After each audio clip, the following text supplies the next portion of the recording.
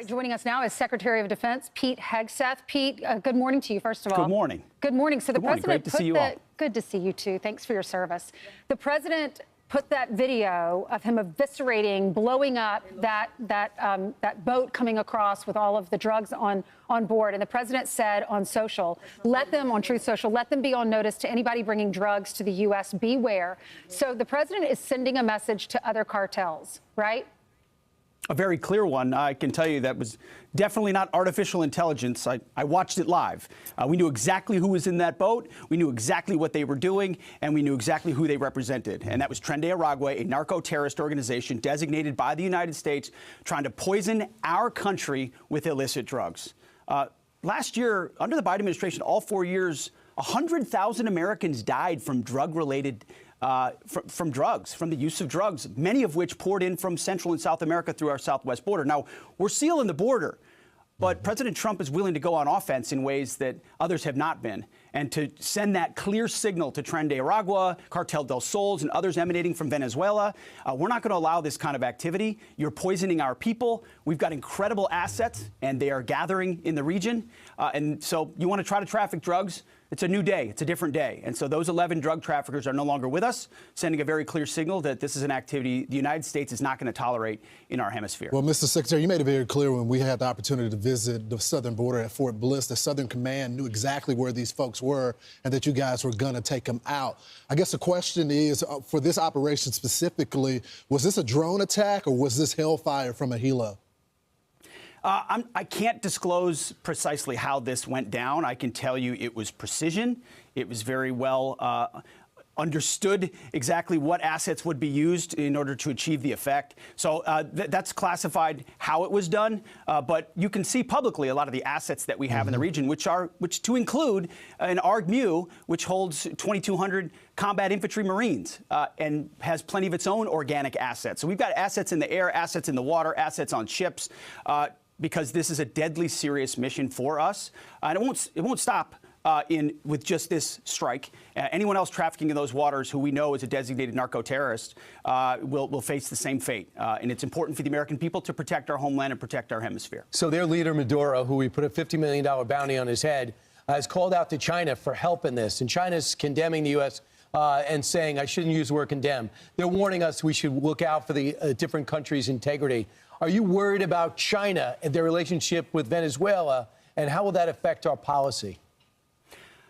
No, the only person that should be worried is Nicolas Maduro, who's running effectively as a kingpin of a narco state, not actually elected, and indicted for $50 million by the United States. And we know he's involved in the types of drug running that has affected the American people directly. So China and other countries are going to say certain things, and that's their prerogative. What we have there in the Caribbean is a clear demonstration of military might.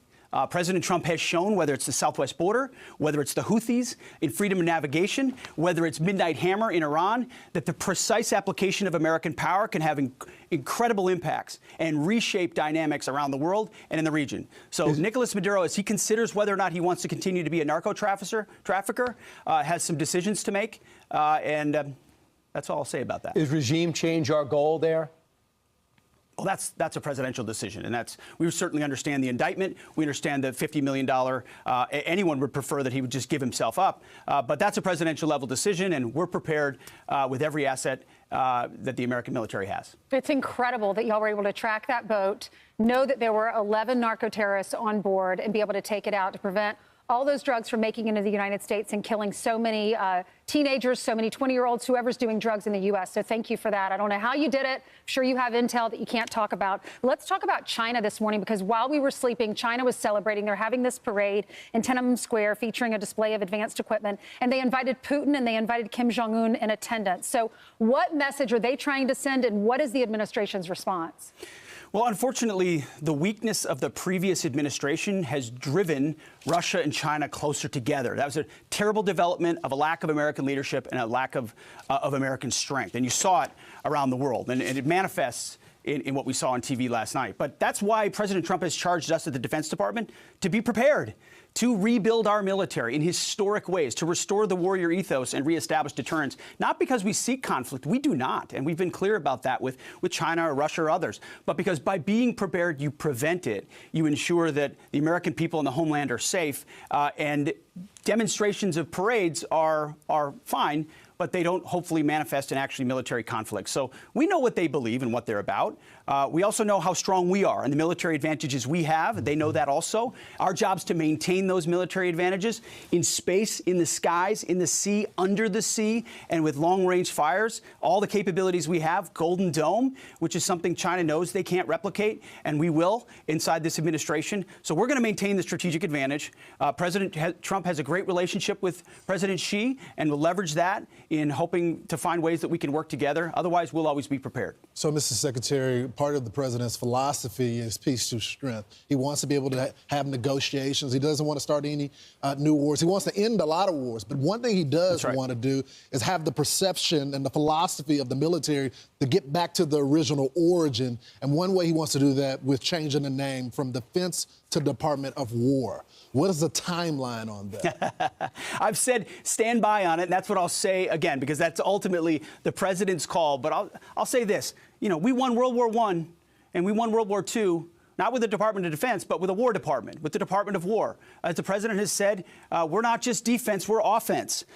We're reestablishing at the department the warrior ethos. We want warriors, folks that understand how to exact lethality on the enemy. We don't want endless contingencies and just playing defense. We think words and names and titles matter. So we're working with the White House and the president on it. Stand by, but we might have some new signage here, right over here, eventually. We look forward to it. Well, even here in the briefing room. And we'll see if you have to go to Kinko's to change your business cards. That's going to be something that's going to make a decision from the White House, I'm sure. All right, so let's talk about the National Guard. If there's going to be a similar display of federal muscle in Chicago as in D.C., the National Guard will play a role. But yesterday there was a decision that came down by a judge in San Francisco, Breyer, I think it's brother of the Supreme Court Justice, who said the president should not have deployed troops. This is its troops into Los Angeles.